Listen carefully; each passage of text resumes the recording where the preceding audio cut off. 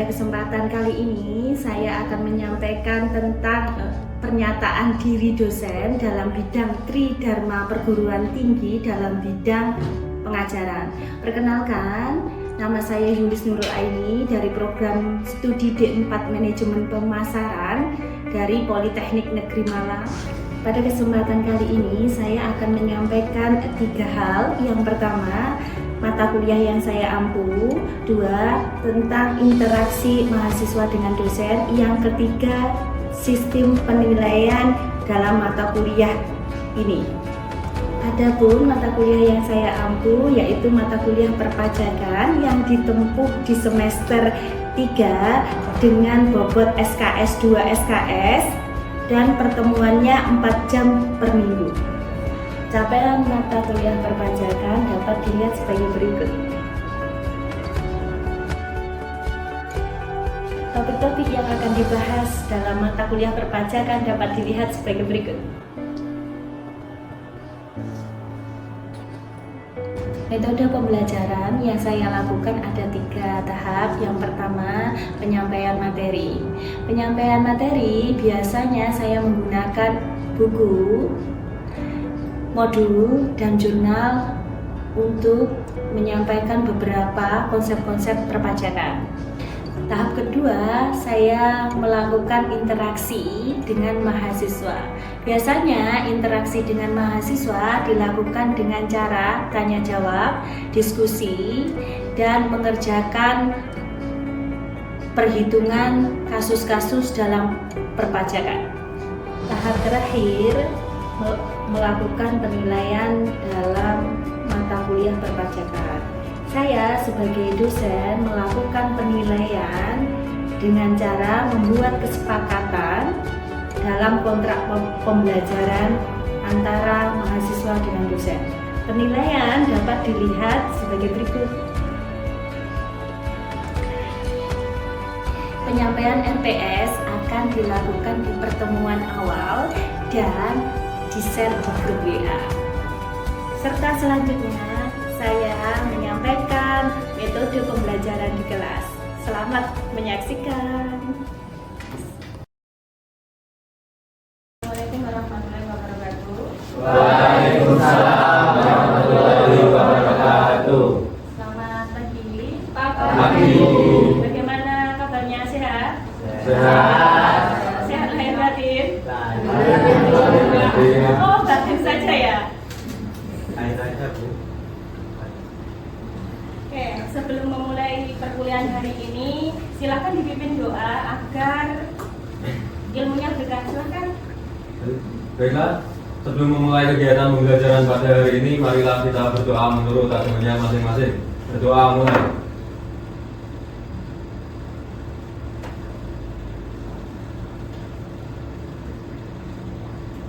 Berdoa selesai. Terima kasih telah dipimpin doa. Sebelum memulai materi kali ini, saya izin absen dulu ya. Saya absen dulu. Adelia, Ibu. Ahmad Jailani, Jevi, Hadir. Hinda, Hadir. Dwi, Pika, Indi, Saya. Laidia, Hadir. Marsanda, Nesha, hadir.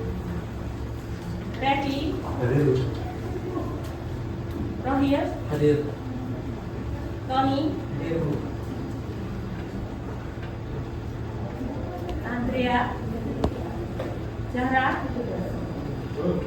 Iqbal, Hadir. Lucia, Lintang, Nafis, Aprilia, Putri, Ferry, Hadir. Elvarita, Adit, Hadir. Abdul. Hadir. Terima kasih. Ada yang tidak masuk? Lengkap, Bu. Lengkap, terima kasih. Topik hari ini kita belajar pajak penghasilan PPh pasal 23. Pasal 23 tujuan pembelajaran ini diharapkan mahasiswa mampu menjelaskan pengertian dan dasar hukum pajak pasal 23. Diharapkan mahasiswa mampu menjelaskan subjek, objek, dan bukan objek pajak pasal 23. Diharapkan mahasiswa mampu menjelaskan tarif dan cara menghitung. Sebelum kita belajar ke topik utama, saya mau menanyakan. Saya ingin bertanya, materi sebelumnya pasal 22. Kira-kira masih ada yang ingat pasal 22? Masih Bu. Oke. Kira-kira isinya apa, Mas Edi?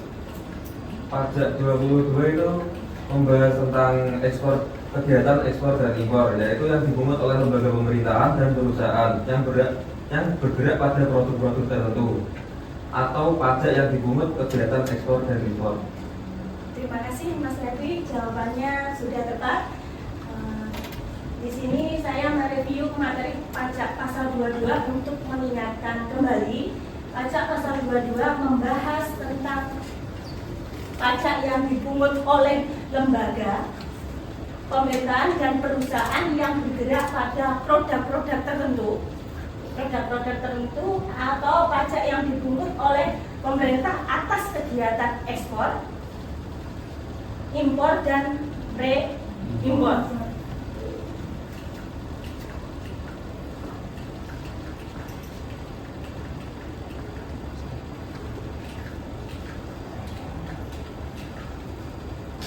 Pajak penghasilan 23, kita membahas beberapa topik hari ini, yaitu dasar pembahasan, objeknya, subjek, penghasilan yang tidak dipotong PPh pasal 23, cara menghitung.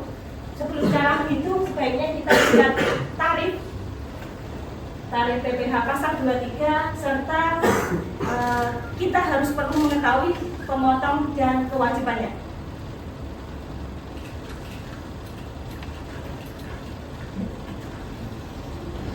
Dasar pembahasannya, PPh pasal 23 ini adalah penghasilan yang dibebankan atau diperoleh dari pemanfaatan harta. Jadi pemanfaatan harta dalam bentuk investasi.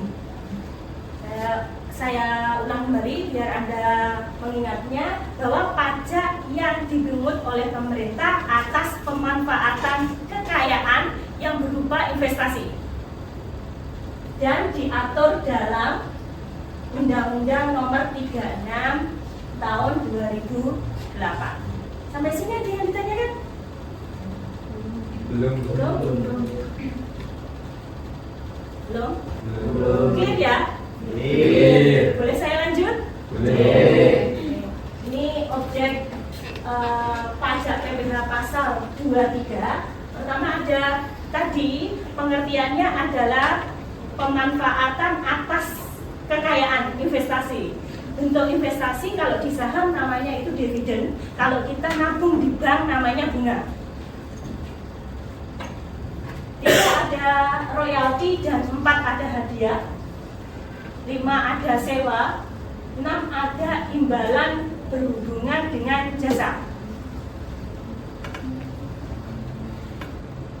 Objek pajak PPh pasal 23, ada yang mau ditanyakan?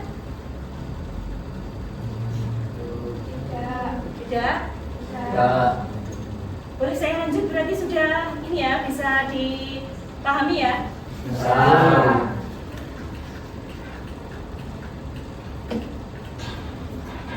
Ini untuk subjeknya, subjek pajak pasal 23 ada perseorangan, ada badan lembaga pemerintah.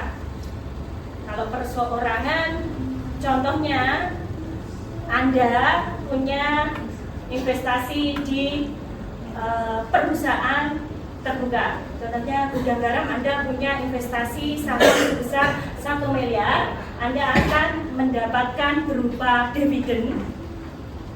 Contohnya dividennya 200 juta, maka Anda harus dikenakan pajak pasal 23. Badan lembaga pemerintah itu juga dikenakan pasal 23. Sampai sini ada yang tanya kan?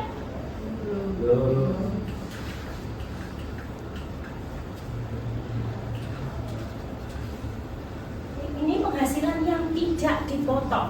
Jadi kalau tadi menjadi dipotong apa saja ada, saya ingatkan kembali tadi ada di slide sebelumnya, ada hadiah, royalti, investasi, dan lain sebagainya. Ini termasuk bunga. Bunga apa yang gitu ya? Bunga apa yang tidak dipotong oleh PPh pasal 23? Yang pertama ada bunga giro. Tadi kan saya kalau nabung ada bunga. Ternyata bunga yang dimaksud di sini bukan bunga giro, tabungan atau deposito. Tapi bunga yang dimaksud adalah itu interest rate yang ada di obligasi. Investasi kan ada bentuknya dalam saham, saham itu namanya dividen, dan ada tingkat pembalian di saham namanya bunga. Nomor 2 itu ada pembayaran pada leasing atau opsi. Opsi itu juga termasuk ada opsi beli, ada opsi jual. Anda silahkan untuk mengembangkan opsi. Ada apa saja silahkan cari di buku gitu ya, di buku manajemen keuangan atau investasi ada pengertian opsi. 3 ada bunga obligasi. Bunga obligasi ini tidak dipotong pajak pasal 23 yang di reksadana tapi ya, obligasinya reksadana. Karena obligasi banyak, ada obligasi PT, obligasi kadang bentuk hutang. PT terbuka itu ada 2, ada saham, ada obligasi. Ini obligasinya reksadana. 4 dividen yang diterima oleh BUMN, BUMD, yayasan dan koperasi tidak dipungut biaya. 5 ada dividen diperoleh dari joint ventura. Joint ventura itu bukan merger. Joint ventura itu bergabungnya 2 perusahaan. Tidak listing di Bursa Efek Indonesia. Jadi bukan PT terbuka. Jadi ini tidak dikenakan pajak pasal 23. Jadi ingat objek pajak pasal 23 yaitu kan dividen. Nah, dividen yang dimaksud ini adalah dividennya perusahaan yang go public atau kita mengenalnya PT terbuka. Nah, ada sisa hasil usaha dari koperasi untuk anggotanya itu tidak dikenakan. Sampai sini ada yang tanya kan? Masih belum? Boleh saya lanjut?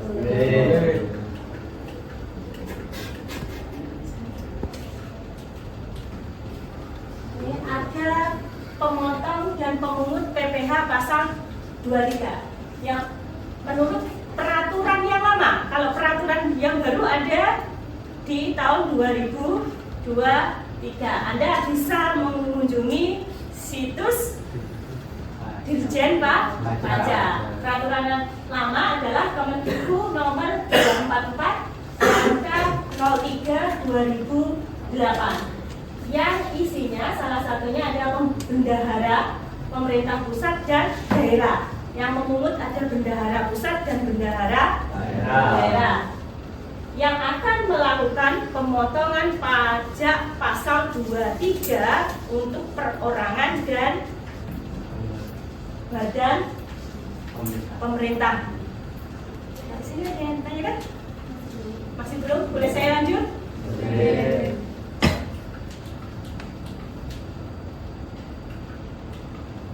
Oke, ada tarif pasal 23. Pertama ada hadiah penghargaan, dividen, royalti, dan bunga. Tarifnya ada 15% kali jumlah bruto. Dan sewa dan jasa lainnya tarifnya 2%. Jadi terkait sewa dan jasa lainnya maka 2%. Jadi yang Anda hafalkan agar mudah dalam menghitung pasal 23 yaitu dengan mengetahui sewa dan jasa lain 2%. Tidak masuk sewa dan jasa lain, Anda langsung 15%. Itu cara cepat untuk menghafalkan. Contohnya Tuan Burhan, saya contohkan ya di sampingnya. Kelihatan ya sekarang? Kelihatan. Tuan Burhan adalah pemegang saham PT Mawar dan menerima dividen. Hitunglah PPh pasal 23. Jadi jawabannya apalagi yang diketahui? Sudah? Rumusnya apa? Rumusnya cara perhitungan tadi? Ditanyakan dulu, ditanyakan apa?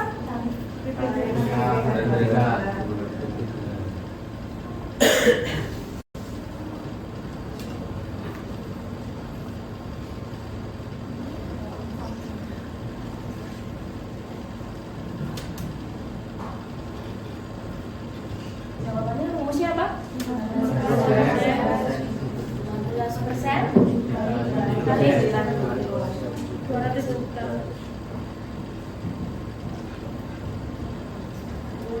Berapa? 30 juta. 30.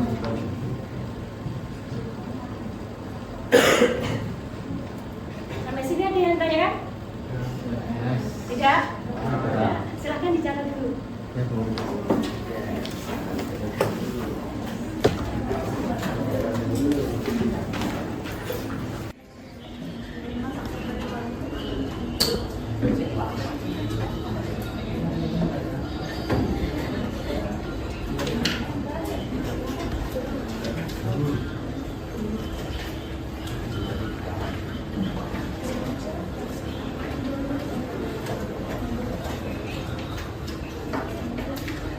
Sudah selesai mencatatnya?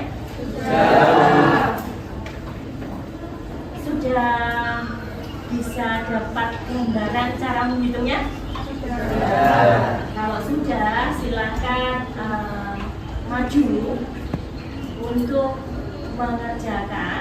Tapi sebelum maju, Anda boleh mengerjakan dulu di bangku masing-masing gitu ya. Yang kira-kira mau maju, silakan angkat tangan dulu. 1, 2, 3. Oh, 5 orang. Silakan. Nomor 2. Yang mau nomor 2 siapa? 2, 2, 3, 4. Yang 5 juga 6 ya. Nomor 6 ya. Tadi angkat tangan atau nomor yang lain? Nah, oke. Kerjakan dulu, baru ke depan.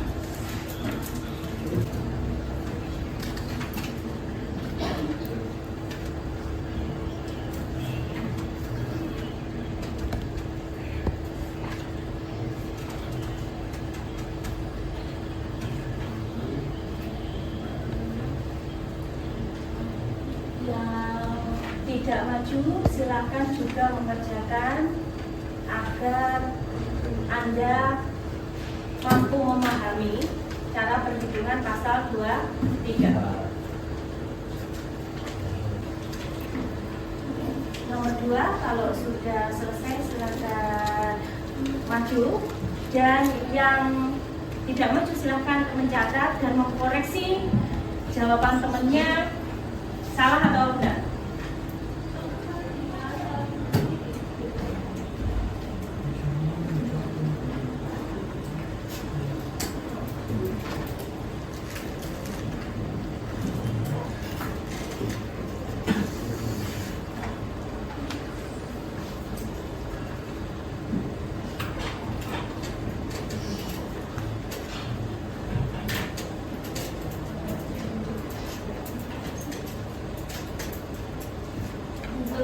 soal selanjutnya nomor 3, anak-anak nomor 3 sudah selesai mengerjakan?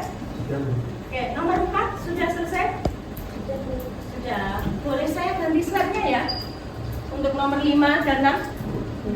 Iya.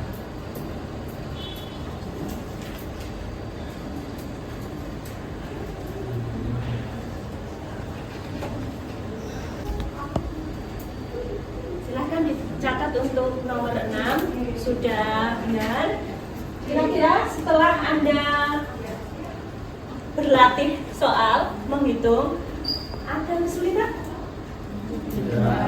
Tidak atau belum? Belum ada kesulitan gitu ya. Agar Anda lebih memahami, untuk PR-nya nomor 7, 8, 9, 10. Minggu depan dikumpulkan dengan tulis tangan, tidak boleh ketik. Saya menanyakan kembali, ada yang ditanyakan? Belum ada. Jika merasa ada kesulitan, boleh Anda chat di grup WA. Sekian materi hari ini, semoga ilmunya berkah. Amin. Jangan lupa bangga membayar pajak. Sebelum diakhiri pertemuan kali ini, silakan saya kembalikan ketua kelas untuk memimpin doa. Baiklah, sebelum mengakhiri pembelajaran pada hari ini, marilah kita berdoa menurut agamanya masing-masing. Berdoa mulai.